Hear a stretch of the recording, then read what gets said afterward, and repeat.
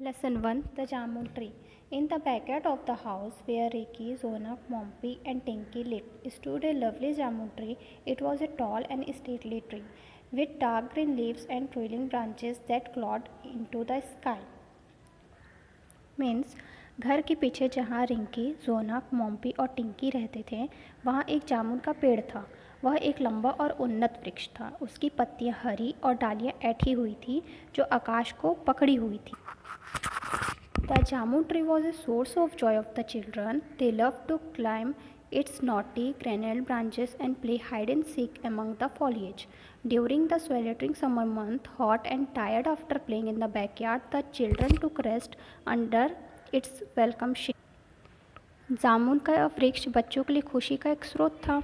वे उसकी गठीले ऐठे हुए शाखाओं पर चढ़ना पसंद करते थे और पत्तियों के बीच लुका छुपी का खेल भी खेलते थे।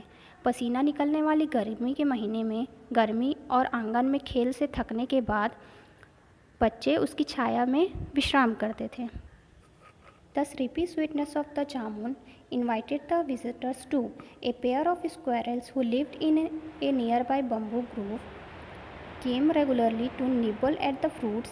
Sorts of beautiful blue bottles flitted around the tree, sitting every now and then to drink nectar from the fruits.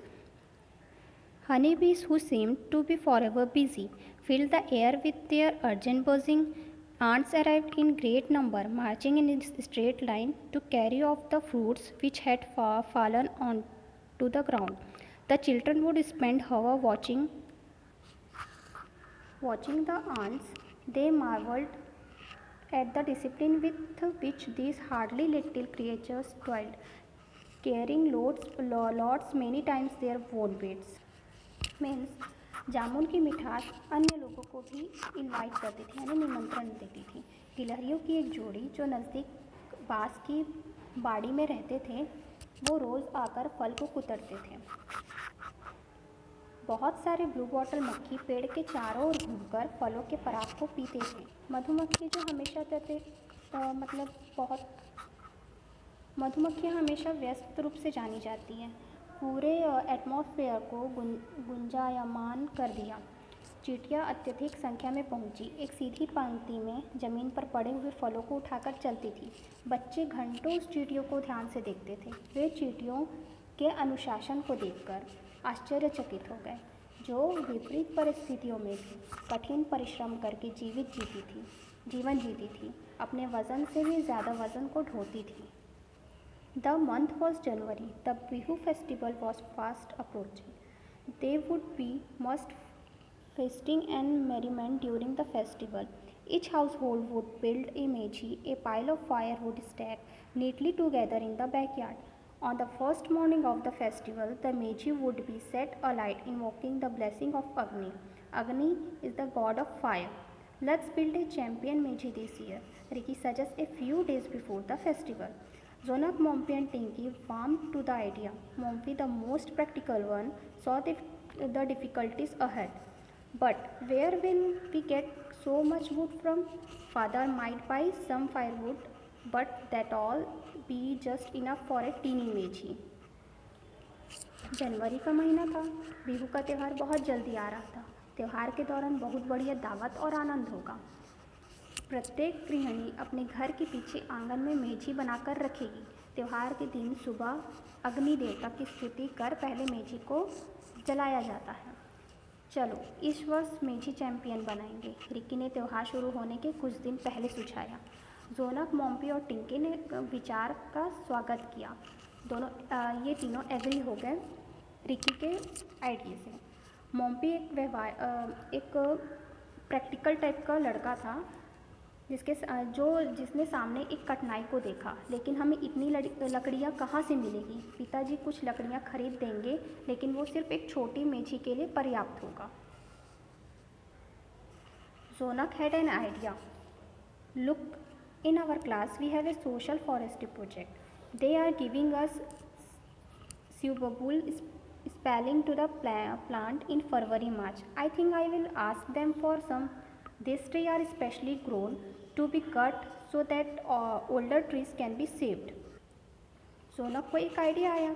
देखो, हमारी कक्षा में हमारे लिए एक सामाजिक जंगल प्रोजेक्ट है। वे हमें फरवरी मार्च के महीने में सुबबूल के पौधे को रोपित करने के लिए देने वाले हैं।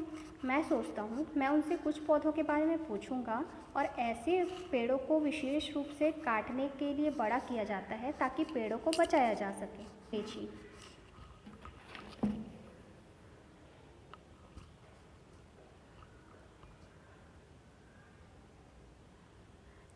रिक्की ने कहा, कितना अच्छा विचार है सोनक।